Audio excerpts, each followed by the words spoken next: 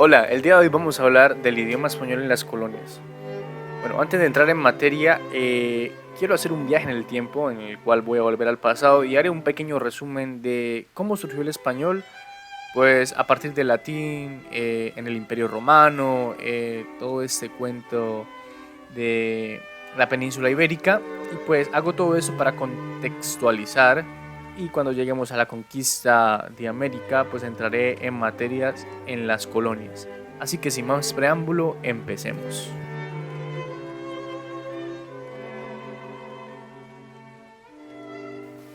Ok, empecemos hablando del Imperio Romano. En el año 117 Roma controlaba el territorio desde la península ibérica hasta la parte de Euroasia, Medio Oriente, el norte de África, toda la costa del Mediterráneo hasta Britania y Europa occidental. Su lengua oficial era el latín, una lengua que derivaba de un grupo de lenguas conocidas como indoeuropeas. Todos los territorios controlados por este imperio poco a poco fueron incluyendo el latín como su lengua oficial. Pero en la península ibérica las personas hablaban ibérico, celtibérico, cántabro, astur y vasco. En el siglo III antes de JC, los romanos llegaron a la península ibérica haciéndose con ella y empezaron un periodo llamado romanización, pues el cual consistía en la adaptación de vida que imponía Roma a cada región donde llegaba. Algunas regiones llegaron hasta dejar de hablar sus dialectos y empezaron a hablar el famoso latín vulgar. En el siglo I después de Cristo, todas las lenguas de Iberia murieron a excepción del vasco. Hubo un momento de crisis en el Imperio Romano. Poco a poco Roma se fue fragmentando alrededor del siglo V, lo que daba como resultado que muchos de los territorios romanos quedaran alejados de Roma. Eso llevó a que surgieran reinos bárbaros por toda Europa que empezaron a manipular el latín a su antojo y por consecuencia nacieron las lenguas romances. Bueno, el término romance deriva de la manera de Roma. Y con ese término conocemos a las lenguas que surgieron a partir del latín vulgar de Roma, el latín vulgar de Roma, tales como el español, portugués, catalán, francés, italiano, rumano, entre otros. Para ese momento se podría denominar a nuestro lenguaje como el romance castellano, en una región muy pequeña que pasó a llamarse como el Reino de Castilla. Recordemos que los bárbaros fueron los causantes de muchas pérdidas del territorio de Roma. Unos bárbaros llamados visigodos llegaron a la península ibérica hasta lograr su expansión por toda esta zona después de la caída de Roma. En este periodo se adquirieron algunas palabras visigodas que fueron añadidas al latín que se hablaba en Iberia, y bueno, fueron palabras como falda, guerra, orgullo, tregua, bando, brote, guardia, rico, ropa, gavilán y entre otras. Pues, sin embargo, al inicio del siglo VIII, los visigodos fueron derrotados por los musulmanes. Estos se expandieron por el Medio Oriente, por todo el norte de África, hasta llegar al territorio ibérico. En 8 años, los musulmanes se hicieron con casi todo el territorio de la península ibérica. Adiós visigodos, y llamaron al territorio como Al-Ándalus. Solo el reino de Asturias pudo impedir la invasión, y en ese territorio fue donde algunos de los visigodos pues se refugiaron. Sin embargo, poco a poco se fueron consolidando pequeños territorios al norte de la península ibérica como reinos. Por ejemplo, Reino de Galicia, Reino de León, Reino de Castilla, Reino de Navarra, Reino de Aragón y condados catalanes. Estos reinos se les llamaba como los reinos cristianos del norte, y por consecuencia el árabe se convirtió en la lengua oficial de Andaluz, junto al mozárabe, una lengua con matices románticos como árabes, alrededor del año 1050. Sin embargo, las lenguas romances seguían en la península. Poco a poco, más o menos entre el año 1300, la expansión de los reinos del norte fue creciendo y fue desapareciendo la lengua mozárabe del andaluz, y a medida que fue pasando esto, los reinos del norte empezaron a consolidar su lengua en cada reino. Por ejemplo, castellano en Castilla, gallego, asturleones, navarro de Aragones, portugués en Portugal, Cataluña en catalán, y así fue desapareciendo al andaluz a mediados del siglo XV. Los musulmanes solo controlaban Granada. En el siglo XV solo controlaban Granada. Ese fue su último territorio. Y con todo este choque de culturas, el idioma adquirió nuevas palabras gracias a los musulmanes, palabras tales como alcohol, baño, imán, limón, mazamorra, entre muchas más.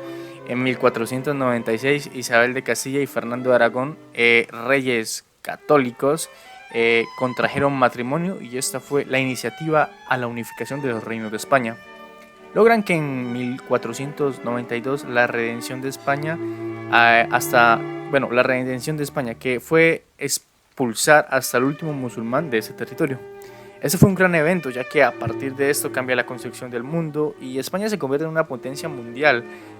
A partir de todos estos eventos surge un tal Cristóbal Colón, quien pues fue patrocinado por los reyes católicos, luego de la toma de Granada, y así empezó el viaje de Cristóbal Colón hacia las Indias, según él, y que terminó en América.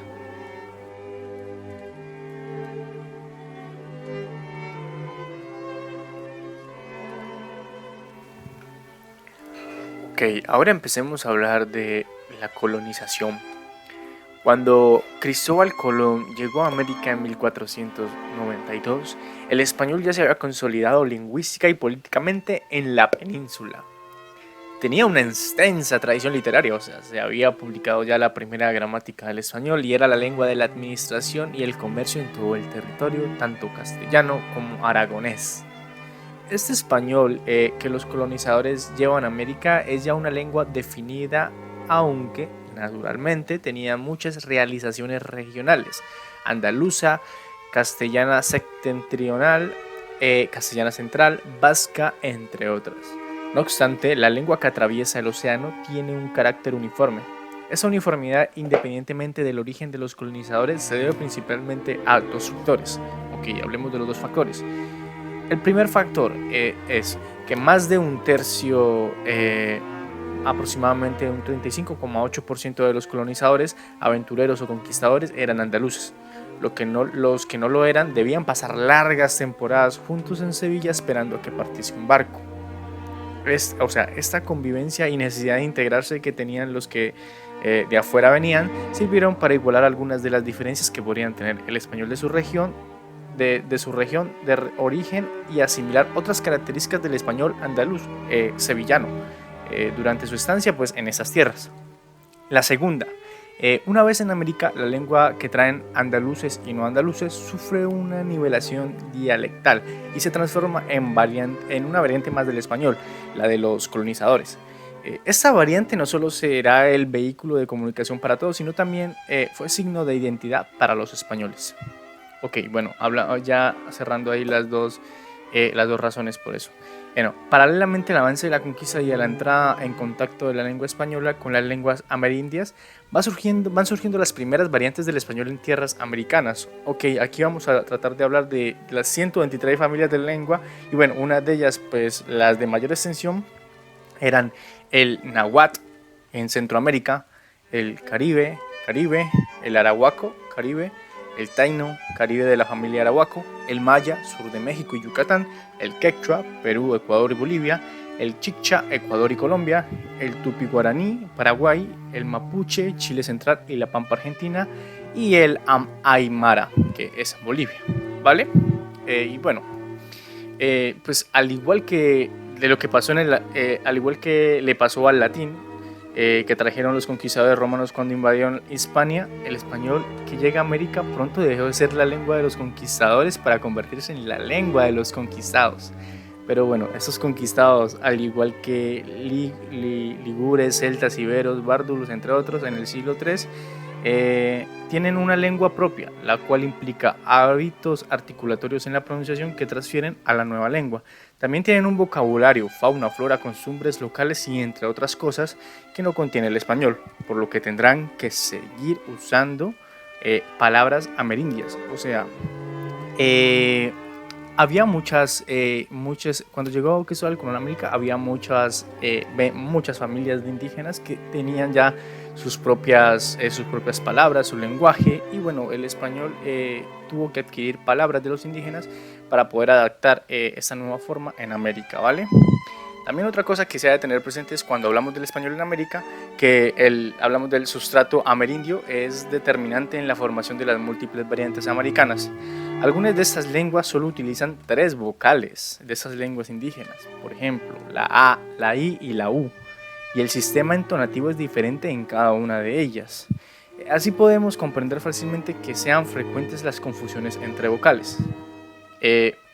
Por ejemplo, i, despertar, despertar, mesmo, mismo, y posteriores, o u, revolución, revolución, suspiro, suspiro. Resulta lógico pues que también la entonación de los mexicanos, chilenos y andaluces sean tan diferentes entre sí. A la influencia del sustrato hay que añadir la política lingüística de los conquistadores. Los españoles no establecieron el español como lengua obligatoria, sino que hicieron todo lo posible pues, por difundir las lenguas indígenas. Solo 3 siglos después de la iniciada conquista en 1770 y a punto ya de independizarse las colonias, Carlos III se impuso el español como lengua oficial en los territorios del imperio. El auge del español en América se debe principalmente a la política lingüística de las nuevas repúblicas independientes en el siglo XIX, que establecieron el español como lengua oficial. Así que si no hubiera sido así, no seríamos hoy 500 millones de hispanohablantes. También me gustaría hablar de algunas aportaciones léxicas que tuvieron las lenguas indígenas pues, en el español. Recordemos que había una nueva realidad sociocultural pues, que hizo necesaria la adoptación de palabras indígenas utilizadas para describirlas. Entonces, también al ser varias las lenguas, también eran varias las palabras que se habían de adoptar para una misma realidad, un mismo objetivo, pues dependiendo de la lengua sustrato, ¿verdad? Así podemos encontrar palabras como ají del taíno y chile del náhuatl, porotos verdes quechua y ejotes náhuatl, choclo quechua y elote náhuatl, palpua quechua y aguacate náhuatl, cacahuate náhuatl y maní taíno. Dentro del léxico indígena que pasa al español y pues en algunos casos a otras lenguas también podemos mencionar, por ejemplo, el arahuaco, caribe, náhuatl, maya, chicha, quechua, aymara, tupi-guaraní, araucano y esos son algunos. Voy a dejar un cuadro en la descripción de este video en el cual va a aparecer el nombre y la descripción precisa de cada uno de estos, ¿vale? Cuando hablamos del español en España y el español en América, pues lo primero que tenemos que destacar es su unidad y homogeneidad en el nivel estándar.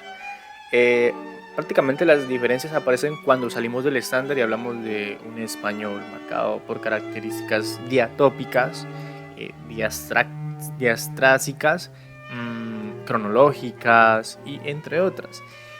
Aunque esas diferencias no se encuentran solo en español de uno y otro continente, sino también dentro de cada uno de ellos.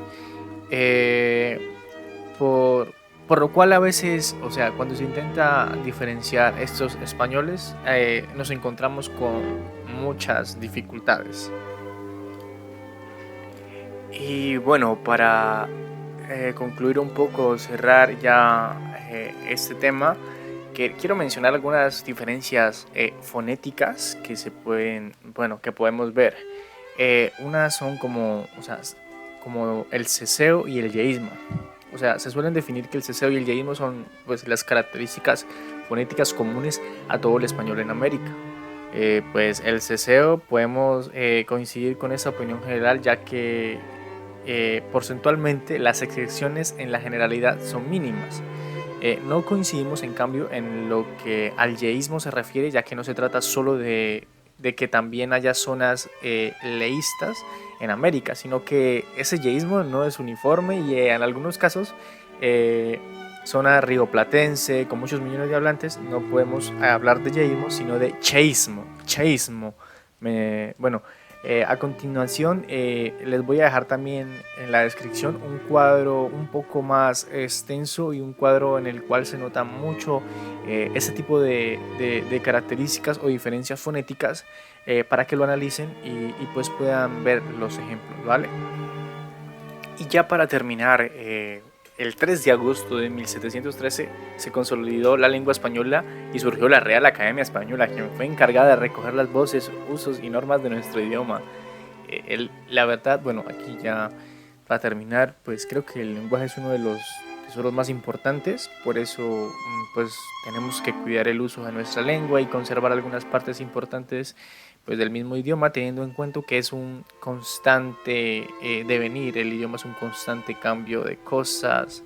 Y bueno, la idea es que cuidemos nuestro idioma y valoremos y sintámonos afortunados de hablar español. Muchas gracias.